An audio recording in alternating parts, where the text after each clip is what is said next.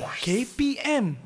Assalamualaikum dan salam sejahtera penonton Didik TV KPM. Anda sedang menonton Sukses SPM 2022 Pecutan bersama saya hos anda Nisa K. Hari ini sama-sama kita akan berbincang mengenai mata pelajaran biologi. Sebelum itu kita lihat siapa guru penyampai kita pada hari ini. Sama-sama kita saksikan.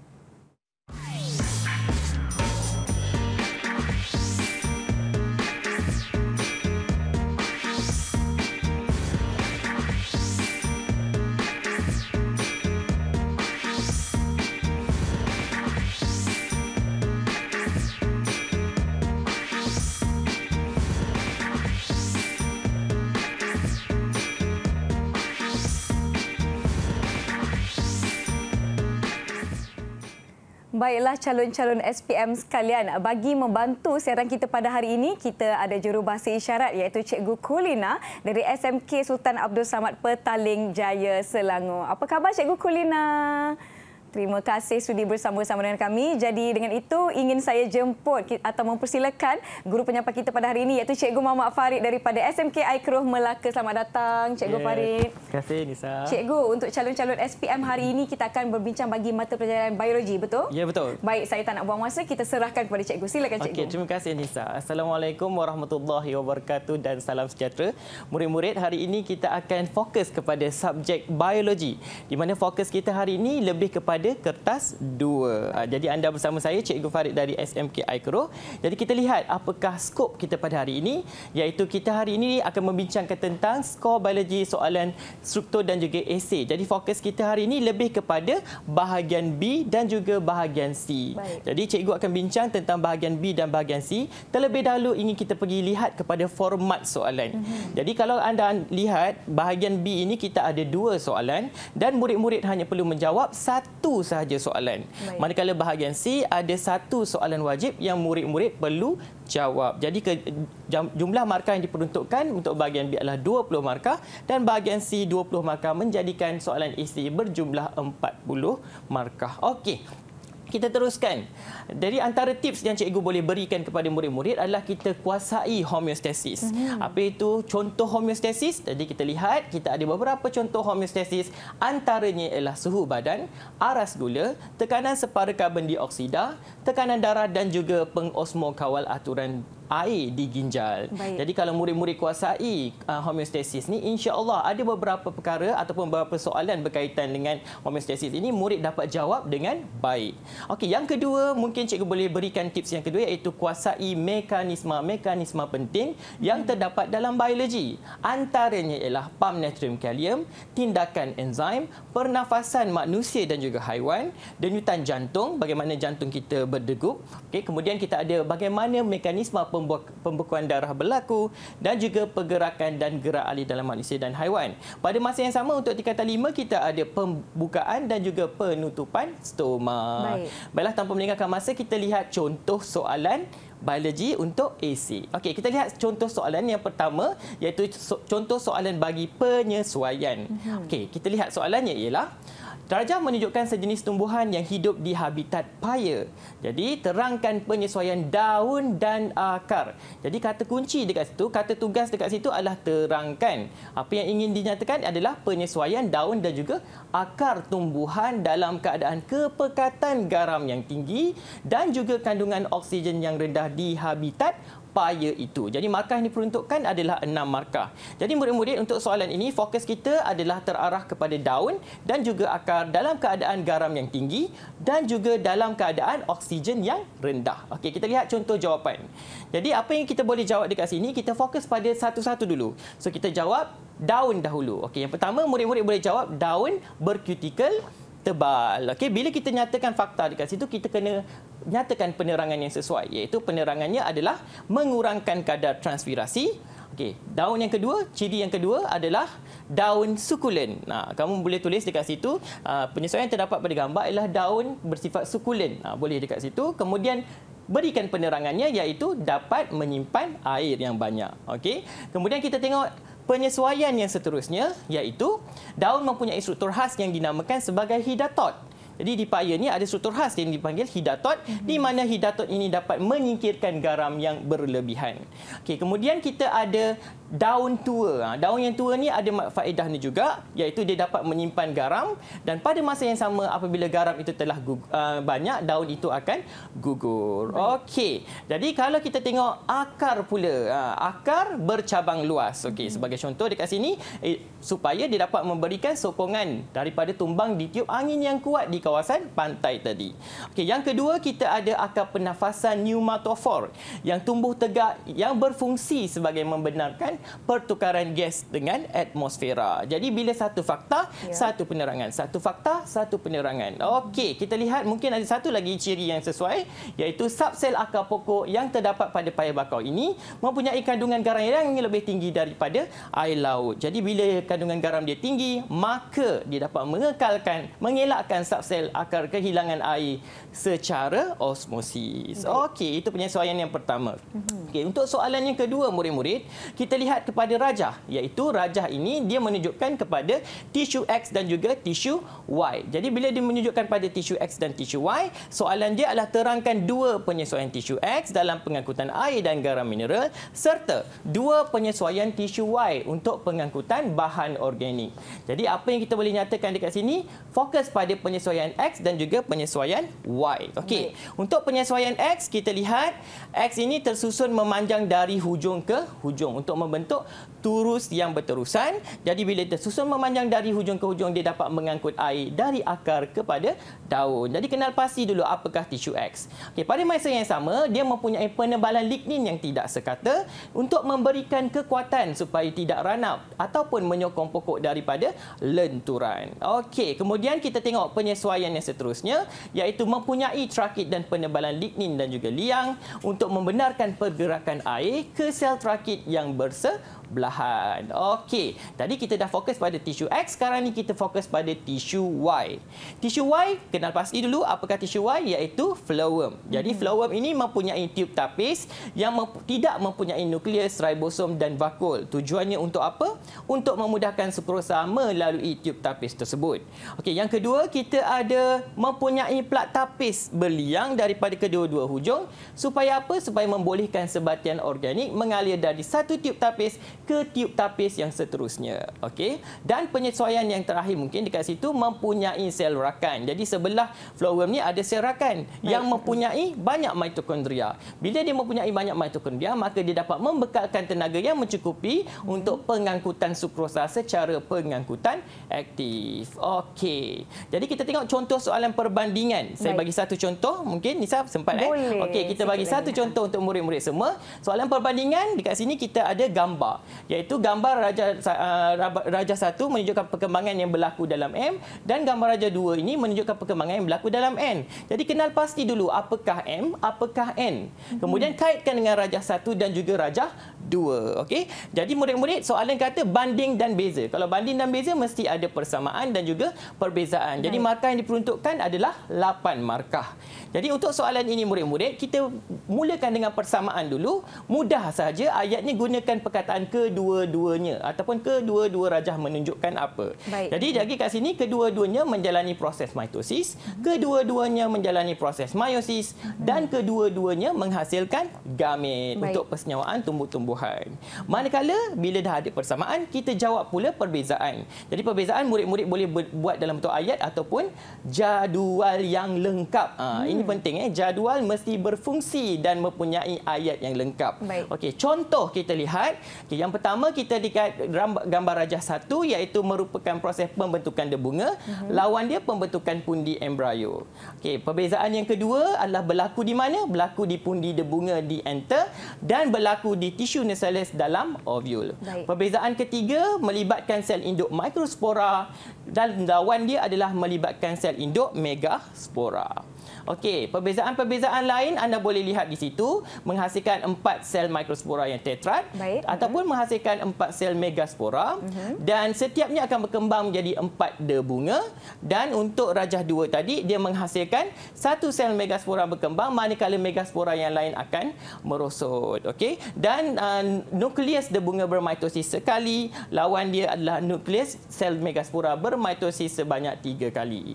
Okey, perbezaan-perbezaan lain adalah adalah nukleus bunga bermitosis sekali dan bermitosis sebanyak 3 kali, 2 nukleus terhasil. Dan lawan dia adalah 8 nukleus terhasil. Okey, jadi dekat situ. Cikgu, ini adalah contoh menjawab menggunakan jadual dan memastikan jadual itu lengkap. Ya, betul. Untuk memastikan calon-calon SPM tidak kehilangan markah. Baiklah, kita nak berhenti seketika sebelum kita sambung perbincangan kita. Jangan ke mana-mana, kembali ke Sukses SPM 2022 pecutan selepas ini. Didik TV KPM.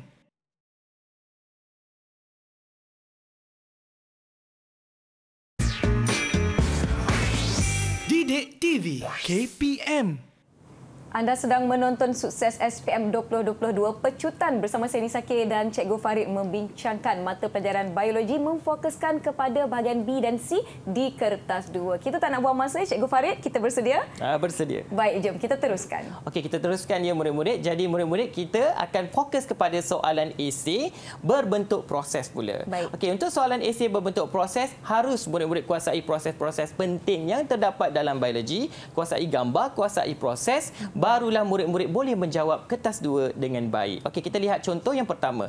Contoh yang pertama adalah rajah menunjukkan 2 gamit jantan yang akan memasuki pundi embrio untuk menjalankan proses persenyawaan dalam tumbuhan berbunga.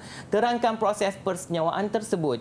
Jadi, jika melibatkan 2 gamit jantan masuk pula dalam pundi embrio, kenal pasti mestilah persenyawaan itu adalah persenyawaan ganda 2. Jadi, untuk menjawab soalan ini kita kaitkan apa? Okey, pertama kita kaitkan apabila tiba di pundi embrio, tiup de bunga akan menembusi ovul untuk melalui mikropil. Apabila dia telah melalui mikropil, maka nukleus tiup tadi akan merosot. Manakala kedua-dua gamit jantan tadi akan mula memasuki pundi embrio. Jadi kaitkan 2 gamit jantan ni. Apa yang berlaku pada gamit jantan yang pertama? Gamit jantan yang pertama tadi akan mensenyawakan sel telur untuk menghasilkan zygote yang diploid. Okey, jadi gamit jantan yang kedua pula akan bercantum dengan 2 nukleus kutub untuk membentuk nukleus endosperma yang triploid. Jadi dekat sini fokus kita lebih kepada zygote diploid dan juga endosperma yang triploid. Maka proses ini dinamakan sebagai apa murid-murid? Proses persenyawaan ganda 2 dalam tumbuhan berbunga. Okey, kuasai proses ini. Okey, kita lihat contoh yang kedua. Contoh yang kedua lebih kepada kawasan paya bakau ya murid-murid. Jadi dekat sini murid-murid kita lihat kita ada 3 zon utama iaitu zon 1, zon 2 dan juga zon 3. Soalannya berbunyi terangkan proses pengkolonian dan sesaran. Jadi kata kunci dekat situ pengkolonian dan sesaran. Bila koloni dan sesar maknanya ada tumbuhan lain yang akan menyesarkan yang lain-lainnya. Jadi dekat sini murid-murid harus kuasai apa? Kuasai apakah jenis tumbuhan, apakah jenis akar yang terdapat pada setiap zon. Okey, kita mulakan dengan zon yang pertama iaitu dikenali sebagai zon garis pantai. Di mana zon garis pantai ini terdiri daripada tumbuhan Avicennia iaitu pokok api-api dan juga Soneratia iaitu pokok perapat. Jadi pokok-pokok ini dia mempunyai sistem akar yang meluas atau dikenali sebagai pneumatophore. Jadi bila adanya pneumatophore dia akan memerangkap lumpur, memerangkap bahan organik yang dibawa oleh air yang pasang, maka apa yang berlaku? Berlakulah pengumpulan lumpur secara beransur-ansur. Bila berlaku pengumpulan lumpur, maka tanah tadi akan menjadi tinggi dan padat. Bila tanah tadi menjadi tinggi dan padat, maka tidak sesuai untuk pokok yang pertama tadi iaitu Avicennia dan Soneratia. Maka Rhizopora akan menyesarkan pokok spesies perintis di zon yang pertama tadi. Maka berlakulah proses sesaran. Okey, apabila kita dah sesarkan pokok zon yang pertama tadi, maka zon yang kedua akan muncul iaitu zon tengah.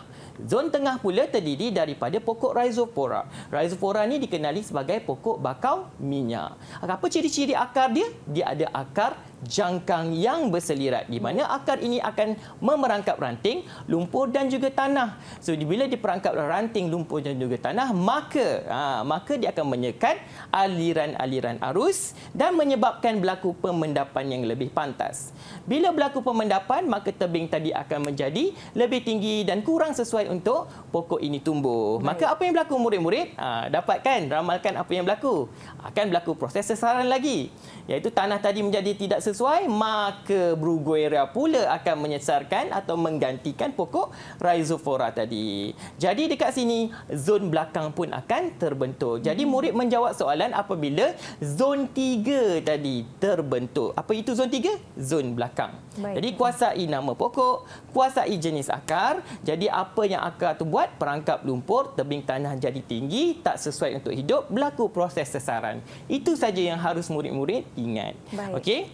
Kita tengok contoh soalan yang kedua, iaitu soalan berkepentingan. Okey, kat sini kepentingan apa yang cikgu ingin tunjukkan pada murid-murid? Okey, kita lihat yang pertama, iaitu rajah menunjukkan proses persenyawaan yang berlaku dalam tumbuhan berbunga. Rasanya murid-murid dah tahu dah kalau tumbuhan berbunga, persenyawaan dia adalah melibatkan persenyawaan ganda dua. Okey, tapi soalan, adakah soalan tanya yang itu? Okey, kita lihat. Terangkan kepentingan proses persenyawaan tersebut dalam kemandirian tumbuhan berbunga. Soalan tak tanya tentang proses persenyawaan ganda dua. Sebaliknya, soalan tanya tentang kepentingan persenyawaan tersebut.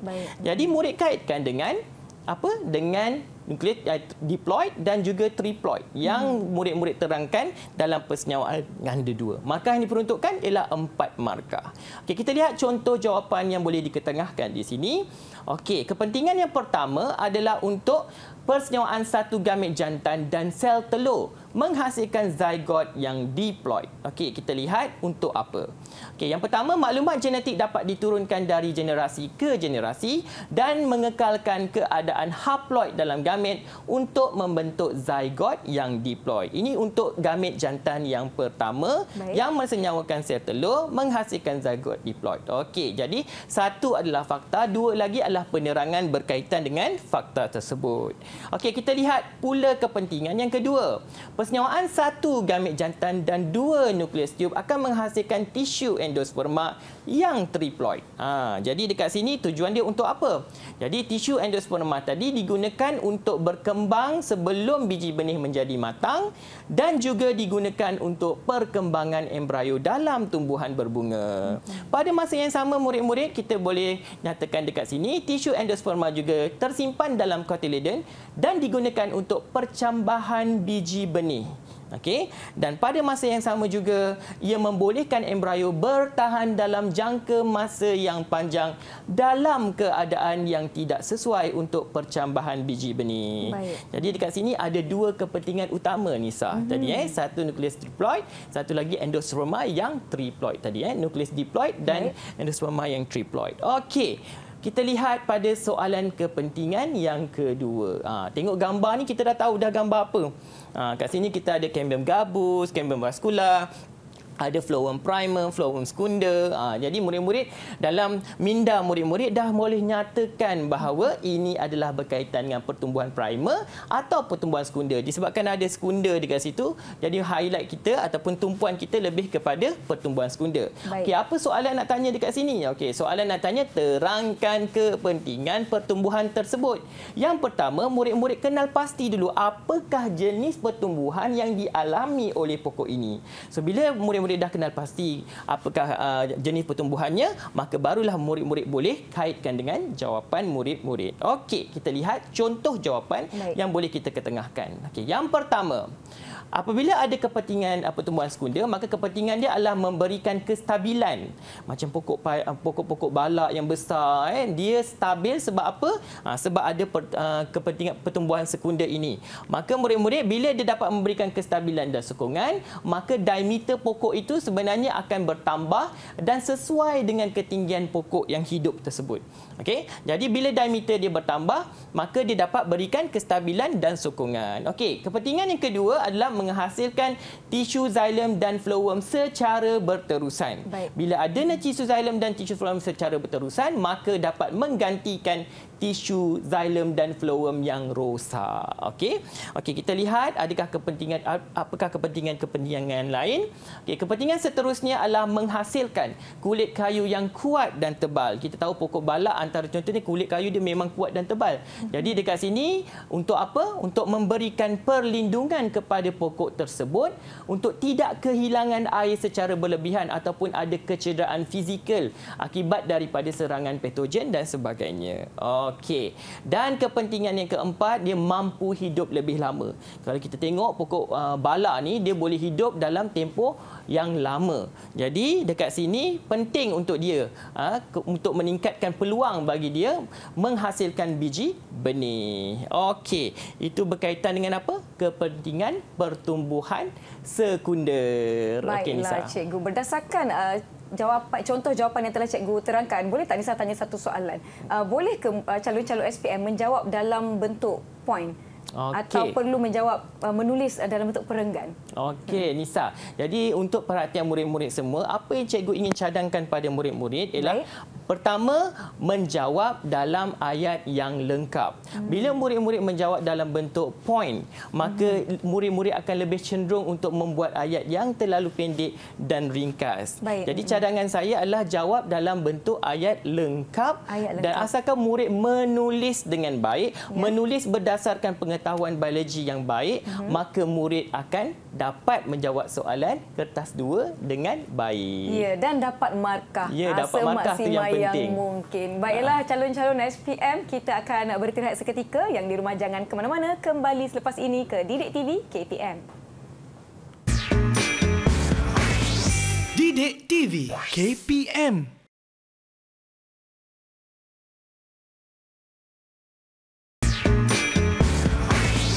Didik TV KPM.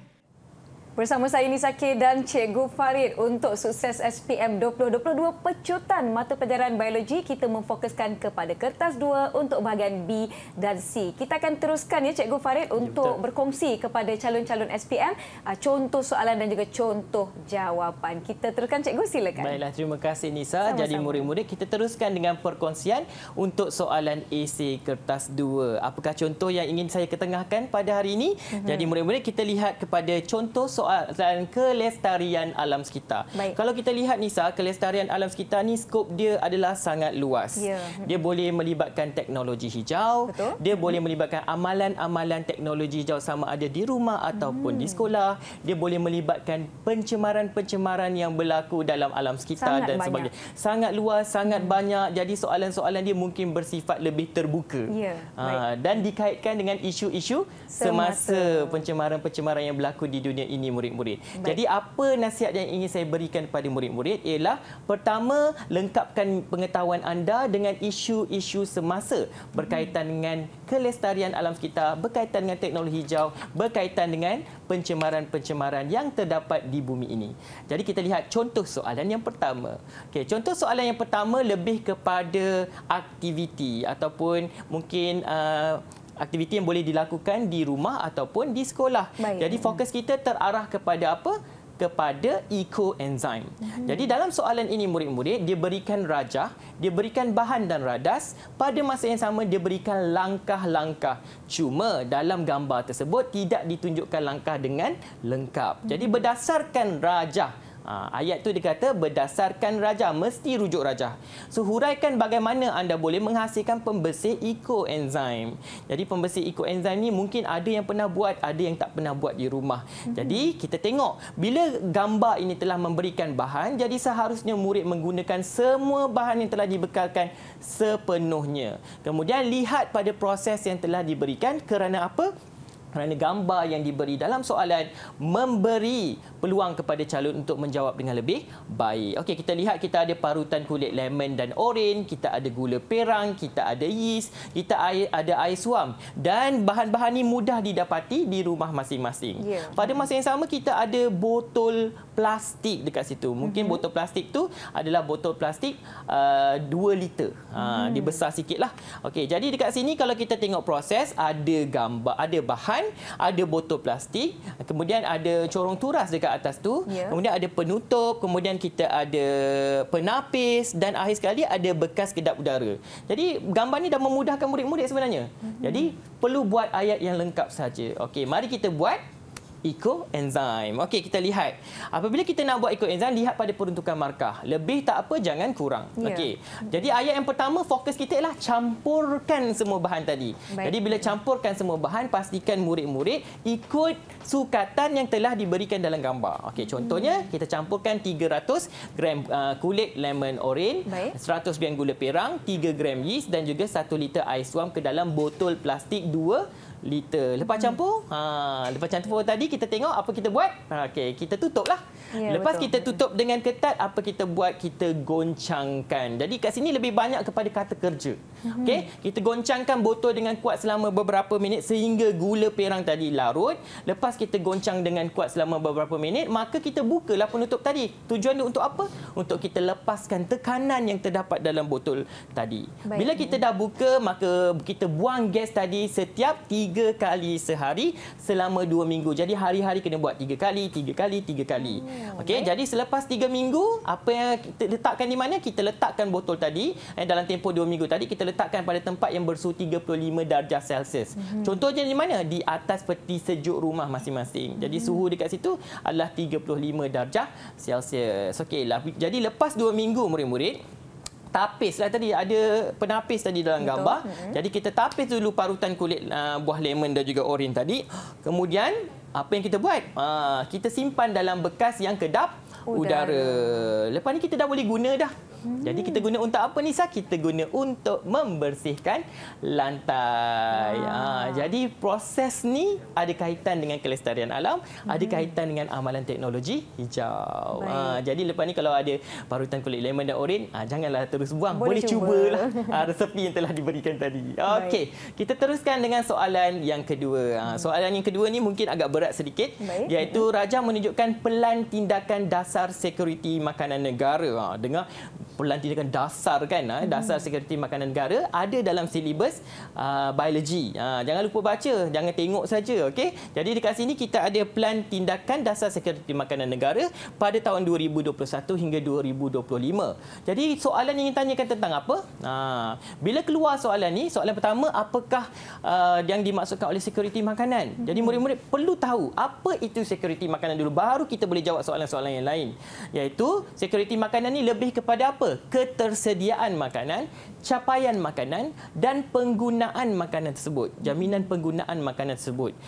Dan apabila murid-murid tahu tentang sekuriti makanan, kena tahu 4 tonggak yang terdapat dalam sekuriti makanan. Saya ingin ulang kaji baliklah dengan murid-murid apa itu 4 tonggak tersebut. Dia tak tanya pun dalam soalan. Jadi dalam 4 tonggak tersebut menyatakan tentang ketersediaan makanan, akses makanan, penggunaan makanan dan juga kestabilan makanan. Okey, jadi kita lihat contoh soalan yang ingin ditanya. Ini soalan pertama dia dah beritahu dah maksud. Soalan yang kedua pula lebih kepada apa? Faktor-faktor yang mendorong pelancaran pelan tersebut. Pelan apa tadi? Pelan tindakan dasar sekuriti makanan negara. Mengapa kita perlu lancarkan pelan ini? Apakah faktor-faktor yang mendorong pelancarannya? Kalau tak ada pelan ni, betul. Jadi antara faktornya ialah pertama, populasi penduduk yang semakin bertambah. Sama ada penduduk di Malaysia ataupun penduduk dunia yang semakin bertambah, maka makanan akan jadi lebih terhad. Okey, itu sebabnya pelan ini perlu dilancarkan. Yang kedua, harga makanan yang terlalu tinggi, naik secara mendadak. Disebabkan jurang ekonomi yang sangat jauh, maka pelan ini diwujudkan dan perlu dilancarkan oleh kerajaan Malaysia. Yang ketiga, berlakunya perubahan iklim dan juga bencana alam yang kita tak duga kan, yang boleh mengancam ekosistem, populasi manusia, pengeluaran makanan dan sebagainya. Jadi perlu kita ada satu pelan untuk menyelamatkan penduduk di Malaysia ataupun secara global. Okey, dan yang keempat, akses makanan yang berkhasiat agak terhad. Sekarang ni banyak makanan tapi ada juga yang tidak berkhasiat. Jadi satu pelan perlu diwujudkan supaya semua rakyat Malaysia boleh ada akses terhadap makanan yang berkhasiat, makanan yang cukup dan makanan yang selamat untuk dimakan. Okey, jadi dekat sini dia tanya soalan lain pula murid-murid. Okey, pada pendapat anda, apakah objektif pelancaran ini? Pelancaran pelan ini. Apa objektifnya murid-murid? Kenapa? Jadi objektif ia dilancarkan adalah untuk pertama, kita nak banyakkan sumber makanan. Sumber apa? Sumber dalaman dan juga sumber import. Okey, yang kedua, kita nak melibatkan pelbagai agensi, sama ada agensi awam, agensi swasta dan juga penduduk untuk sama-sama terlibat dalam sistem makanan. Okey, yang ketiga, kita nak pastikan gaya pemakanan kita adalah gaya pemakanan yang sihat. Baik. Dan keberadaan makanan kita adalah dalam keadaan selamat serta harga makanan kita adalah harga berpatutan. Okey, macam menu baru-baru ni kan ada menu rahmah dan sebagainya. Okey, kemudian kita ada kesiapsiagaan negara. Negara perlu bersedia untuk kemungkinan-kemungkinan yang berlaku dalam krisis sekuriti makanan. Okey, kita lihat soalan langkah-langkah pula. Tadi kita dah tanya maksud, kita dah tanya kenapa perlu dilancarkan, objektifnya apa. Okey, kenapa saya tanya benda-benda ni murid-murid? Kerana benda-benda ni ada ditanya dalam buku teks biologi tingkatan 5 di mana murid-murid perlu mencari maklumat sendiri. Akses maklumat sendiri, cari di mana-mana dan berkongsi dalam kelas. Jika murid-murid tidak melakukan aktiviti ini, maka murid-murid tidak dapat menguasai sekuriti makanan ini dengan baik. Okey, langkah-langkah yang mungkin boleh diambil untuk meningkatkan sekuriti makanan ini ialah, okey, kita lihat jawapan yang pertama, iaitu kita galakkan kerjasama pelbagai sektor, sama ada sektor awam, sektor swasta. Contohnya kita nak lakukan program Smart Sawah berskala besar untuk penghasilan bekalan beras yang mencukupi pada penduduk Malaysia. Yang kedua, kita tubuhkan lembaga ruminan negara untuk membekalkan daging yang mencukupi dalam negara. Dan pada masa sama, lama-lama harga dia akan rendahlah. Okey, harga dia berpatutan kita panggil. Okey, dan kita perkasakan penggunaan teknologi moden dalam revolusi industri 4.0 dalam sektor pertanian dan pengeluaran makanan. Okey, dekat sini saya dah cadangkan 3 kan. Okey. Yang keempat, kita luaskan aktiviti pertanian bandar. Di bandar ni susah nak bertani kan? Betul. Jadi kalau kita bertani, kita boleh gunakan hidroponik, kita boleh gunakan aeroponik, kita boleh gunakan penanaman vertikal di dinding-dinding pun sekarang orang dah tanam. Betul, sayur-sayur dan sebagainya. Okey, jadi pertanian bandar dan juga kebun komuniti di kawasan yang sesuai. Okey, dan kita perkasakan juga pendidikan dan pembangunan dalam sekuriti makanan ini. Pada masa yang sama, kita perkasakan pembangunan makanan-makanan alternatif lain yang boleh diberikan kepada masyarakat kita, termasuk makanan ternakan. Jadi proses ini tadi kita dah libatkan banyak perkara kan. Sekuriti makanan saja luas dia punya pembentangan dia. Okey, dapat. Jadi kita dah bincangkan tentang apa tadi? Tentang ecoenzyme. Okey, ecoenzyme kita dah bincangkan tentang maksud sekuriti makanan. Kita ada 4 tonggak sekuriti makanan. Kita ada kepentingan kenapa perlu dilancarkan pelan sekuriti makanan.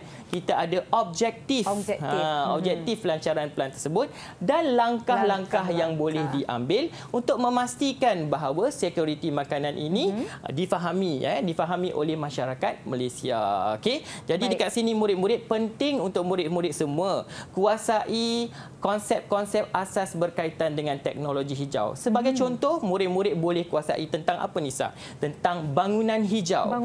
Apakah ciri-ciri bangunan hijau di Malaysia? Jadi dekat sini kalau ciri-ciri bangunan hijau lebih kepada panel solar, lebih kepada penggunaan bahan kitar semula untuk membuat bangunan tersebut. Kita ada sistem tadahan air hujan untuk menjimatkan penggunaan air. Ya, betul. Jadi dekat sini bangunan hijau itu memang melestarikan alam sekitar. Pada masa yang sama, jangan lupa kuasai pencemaran-pencemaran yang berlaku, contohnya pencemaran air, pencemaran terma. Okey, apakah akibat penggunaan baja secara berlebihan dalam aktiviti pertanian yang boleh mengakibatkan eutrofikasi. Itu antara pengetahuan yang boleh dikongsilah. Mungkin murid-murid terlepas pandang kadang-kadang nak menghadapi peperiksaan ni. Betul, Nisa? Dan ada satu lagi yang mungkin boleh dimanfaatkan, iaitu amalan-amalan teknologi hijau ataupun amalan-amalan teknologi hijau di rumah atau di sekolah. Contohnya benda-benda mudah saja. Menutup suis elektrik yang tidak digunakan. Okey, menggunakan kenderaan mesra alam seperti basikal, kenderaan awam dan sebagainya.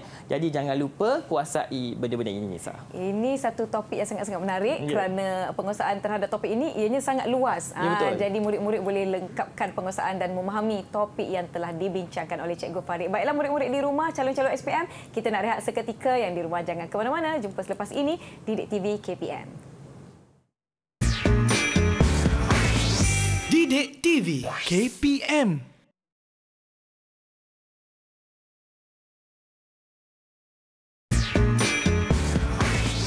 Didik TV KPM. Sukses SPM 2022 pecutan bersama saya Nisa K dan Cikgu Farid. Perbincangan kita hari ini berkisarkan biologi kertas 2 yang mana kita memfokuskan kepada bahagian B dan bahagian C. Ayo kita teruskan perbincangan kita ke topik seterusnya. Cikgu Farid, silakan. Okey, ayo Nisa, masih bersemangat? Masih bersemangat. Masih bersemangat untuk kita teruskan perjuangan kita dalam sukses SPM 2022 slot pecutan. Baik. Jadi murid-murid, kita kongsikan pada murid-murid contoh soalan esei yang lain. Okey. Contoh soalan ini adalah contoh soalan pewarisan. Kalau pewarisan ni, kalau murid-murid tengok dia nak kacuk, dia tak faham apa ayat, penyataan ayat tu, maka murid-murid akan cenderung untuk meninggalkan soalan ini. Tetapi saya nak ingatkan murid-murid, kalau soalan pewarisan ni keluar, dia lebih mudah untuk murid-murid skor dan mendapat markah yang lengkap ataupun penuh sekiranya murid kuasai teknik yang betul. Okey, kita lihat. Yang pertama, soalannya adalah rajah menunjukkan kacukan pewarisan warna sejenis bunga. Tengok gambar pun dah tahu dah kita ada bunga warna ungu dan juga bunga warna putih. Okey, dia tanya berdasarkan rajah, rujuk rajah betul-betul. Berdasarkan rajah, lukis rajah skema. Dekat situ untuk menunjukkan bagaimana keputusan tersebut diperolehi. Jadi berdasarkan rajah ini, Nisa, kita dapat lihat kita ada generasi induk, iaitu baka tulen, di mana apabila bunga ungu dikacukkan dengan bunga putih, semua bunga yang terhasil dalam generasi pertama semuanya warna ungu. Mana pergi putih? Dah tak ada dah. Sebab kita tahu ungu ini dominan. Dia lebih dominan berbanding bunga putih, maka anak yang terhasil dalam generasi pertama maka semuanya berwarna ungu. Tetapi bila kacukan untuk generasi kedua dibuat, muncul pula bunga warna putih. Dengan nisbah berapa? 3-1. Jadi bilangan bunga ungu dia letak sini 705, bunga putih adalah 224. Kalau kita lihat dari aspek nisbahnya, dia akan jadi 3:1. Jadi berdasarkan gambar, murid perlu lukis rajah skema kacukan. Lukis rajah skema kacukan ini. Jadi kita nak dapat markah penuh ni murid-murid. Jadi macam mana kita nak lukis? Mudah sahaja. Pertama, kita kenal pasti dulu kacukan di bahagian atas. Kita bagikan pada dua bahagian. Bahagian atas untuk generasi F1 dan bahagian bawah untuk generasi F2. Okey, kita mulakan satu-satu. Jangan gelabah sangat dalam untuk menjawab soalan ini. Okay, yang pertama kita lihat untuk rajah ni markah dia 10 tadi. Okey, kita lihat contoh jawapan dia.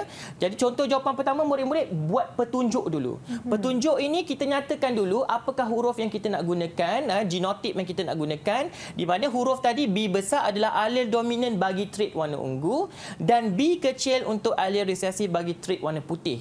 Kita janganlah letak huruf U. Kita tahu U tu ungu kan, kita ambil U. Sebab apa? U besar dengan U kecil bentuknya lebih kurang sama.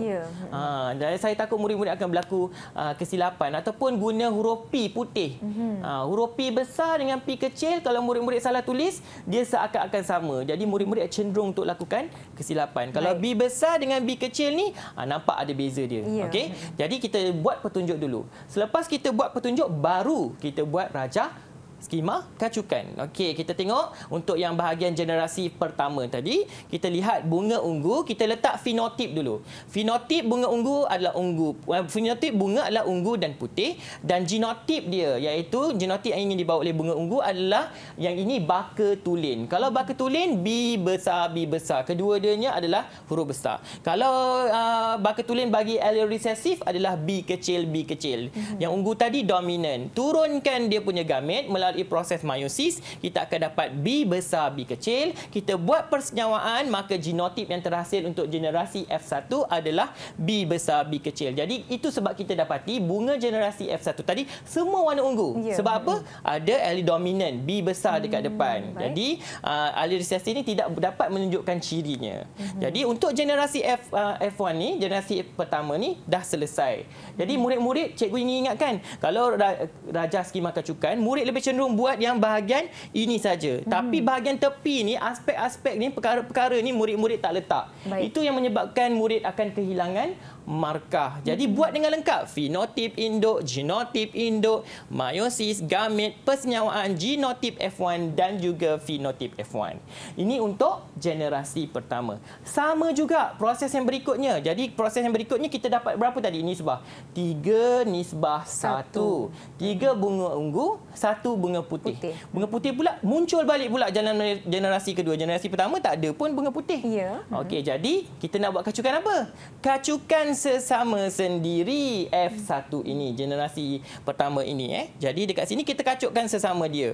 Okey, jadi bila kita kacukkan sesama dia, ya kita gunakan heterozygot tadi. Satu huruf besar, satu huruf kecil. Jadi heterozygot kacukkan dengan heterozygot bagi bunga ungu ini, kita akan dapat ungu, ungu, ungu, putih.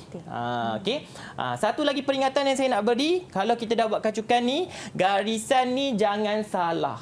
Garisan ni pastikan garisan dia betul pada genotip yang betul. Okey. Jadi bila kita dah dapat ungu, ungu, ungu, putih, maka nisbah dia berapa tadi? 3:1 melengkapi bilangan yang telah dicadangkan pada soalan tadi. Okey. Jangan lupa murid-murid di bahagian tepi ni tulis dengan lengkap. Iaitu apa tadi? Kita ada fenotip, genotip, kita ada meiosis, proses penghasilan gamet, meiosis. Maka terhasilnya gamet, kemudian kita senyawakan melalui garisan yang anda buat dengan teratur menggunakan pembaris. Kemudian kita ada genotip bagi generasi kedua, F2, iaitu fenotip generasi kedua, dan lengkaplah kamu punya rajah kacukan skema ini. Baik. Senang kan Nisa? Untuk dapatkan markah. Setakat ni boleh mengikuti. Jadi murid-murid kena kuasai dulu gambar, kuasai genotip dan fenotip, gunakan huruf yang betul, barulah kita dapat buat rajah kacukan skema yang lengkap dan teratur. Baik. Okey, kita teruskan lagi. Boleh. Kita teruskan dengan soalan berikutnya. Terangkan jenis pewarisan yang ditunjukkan. Pewarisan apa ni? Dia kata apa? Pewarisan ini yang bunga tadi, bunga tadi merupakan pewarisan monohybrid. Bila monohybrid, kita panggil sebagai hukum Mendel yang pertama ataupun dikenali sebagai hukum segregasi. Di mana dalam hukum Mendel yang pertama ni menyatakan bahawa ciri sesuatu organisma dikawal oleh sepasang alel. Contohnya macam bunga ungu tadi dikawal oleh sepasang alel, apa tu kita panggil baketulin tadi, B besar B besar. Okey, kalau bunga putih baketulin B kecil B kecil. Bila berlakunya proses meiosis, alel tadi akan terpisah. Bila alel itu terpisah, maka akan bentuklah gamet. Gamet tadi yang huruf yang satu-satu tadi, single tadi, kita pisahkan B besar tadi, dia jadi B besar satu tempat, B besar satu tempat. Okey, gamet lah kita panggil. Okey, jadi hanya satu daripada pasangan alel ini akan diwariskan ke dalam gamet. So, jadi kacukan tadi, kacukan bunga tadi, bunga ungu dan bunga putih merupakan kacukan monohybrid. Okey, iaitu hukum Mendel pertama. Jadi kalau cikgu dah terangkan hukum Mendel pertama, murid-murid kuasailah pula hukum Mendel kedua. Hukum Mendel kedua dia melibatkan kacukan dihybrid. Bila kacukan dihybrid dia melibatkan segi empat punet.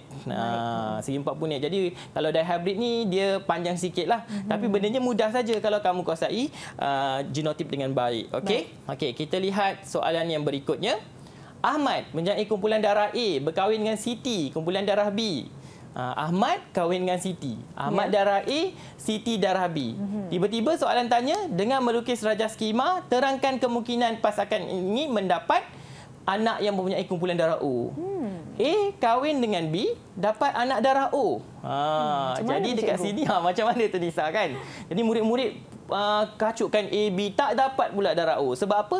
Salah dia punya genotip. Okey, jadi dekat sini kita tengoklah. Okey, bila Ahmad ni dia nak kahwin dengan Siti, ada anak darah O tadi, Ahmad tu dia mempunyai kumpulan darah A yang heterozygot. Maksudnya genotik dia heterozygot. Satu huruf besar, satu huruf kecil. Satu dominan, satu resesif lah maksud dia dekat situ. Okey, kemudian Siti pun sama juga. Siti di kumpulan darah B heterozygot. Okey, kita lihat rajah kacukan skema dia dekat sini. Yang ini, Ahmad AO, Siti BO, iaitu A dominan, O resesif, B dominan, O resesif. Jadi bila mereka berkahwin dua, ya, kita akan dapat gamet yang terhasil AO dan juga BO. Persenyawaan berlaku, maka terhasillah anak yang ada darah AB, darah A, darah B dan juga darah O. Jadi bila Ahmad dan Siti kahwin, keempat-empat kemungkinan keempat-empat kumpulan darah ni ada pada jenis anak, bilangan anak yang terhasil nanti.